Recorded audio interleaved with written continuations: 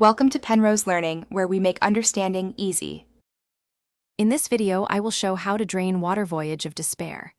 Start by assessing water level and calling for help while securing everyone in life jackets and maintaining calm.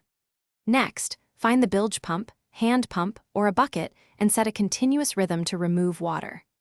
Finally, locate the leak, apply temporary patches, and redistribute weight to stabilize the vessel as you prepare for more permanent fixes. Begin emergency actions by stopping the leak when you can and turning on any electrical pumps while keeping a manual pump ready. Communicate clear roles to the crew so one person monitors pumps and another searches for the breach. Keep the boat trimmed and weight balanced to reduce water intake, and buy time for repairs and bailing until professional assistance or a safe harbor is reached.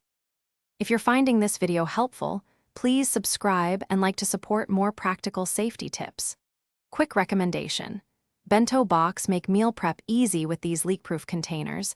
They keep sandwiches and snacks dry even when things get wet, and they stack neatly in limited galley space. Check the description for the link and other deals to make provisioning easier, and now let's get back to the video. For temporary repairs, select sturdy materials like tarps, collision mats, tape, or epoxy putty and work quickly but deliberately to seal the breach. Pack anything that can compress the hole, then layer waterproof tape or putty over it and secure with wedges or clamps if available. Keep checking the seal under pumping conditions, and be ready to replace or add reinforcement as the vessel shifts or the patch softens. Thanks for watching. If this was helpful, leave a like and consider subscribing. See you next time.